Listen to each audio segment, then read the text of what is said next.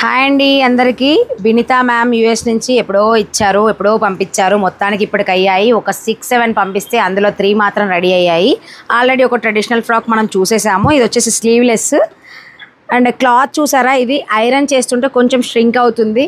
Clothes మాత్రం కొంచెం check చేసి తీసుకోండి. మేడం ర్యాండమ్గా బాగున్నాయని చెప్పేసి తీసుకున్నారట, తెలియదంట. కొంచెం క్లాత్స్ గురించి ఐడియా లేదు ప్రసన్న అని అన్నారు మేడం. సో ఇదొకటి.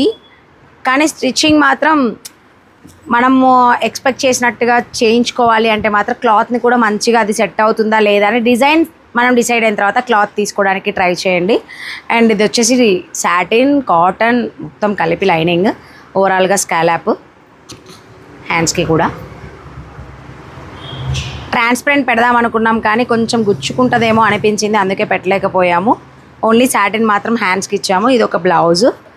నెక్స్ట్ ఇది ఎంత బాగుందంటే డ్రెస్ కలర్ కాంబినేషన్ కానీ ఆ లేస్ని కూడా అసలు కింద లేస్ వేయాల్సిన అవసరం లేదు, కానీ ఈ క్లాత్ ఇలా వచ్చేస్తుంది.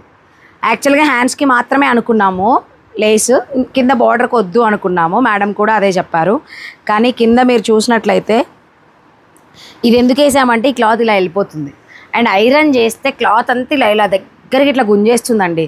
సో ఇందులో కొంచెం మీడియం క్వాలిటీస్ కూడా కొన్ని ఉంటాయి. ఇక్కడ మీకు తెలుస్తుందా, దీన్ని ఎంత ప్రెస్ చేస్తేనో ఆ రేంజ్కి వచ్చిందనమాట. బట్ ఇలాంటి కలీస్ ఫ్రాక్స్ ఇలాంటివి కావాలంటే మాత్రం మంచి టిష్యూని మీరు తీసుకొని స్టిచ్ చేయించుకోండి, బాగుంటుంది. ఇది వచ్చేసి లేస్, వేరే శారీకి ఉన్న లేస్ని తీసి దీనికి వేయడం జరిగింది. ఇదనమాట. సో ఫిట్టింగ్ అంతా కూడా బాగుంది. ఫిట్టింగ్ అనేది మేడం వేసుకున్నాక మనకు తెలుస్తుంది, కానీ ఫ్యాబ్రిక్స్ గురించి నేను చెప్పాలి కాబట్టి చెప్తున్నాను. మేడంకి నేను ఆల్రెడీ ఇన్ఫామ్ చేశా, సరే ప్రసన్న ఈసారి ఉన్నాయని పంపించాను, నెక్స్ట్ టైం తీసుకుంటాను అలాగే అని అన్నారు.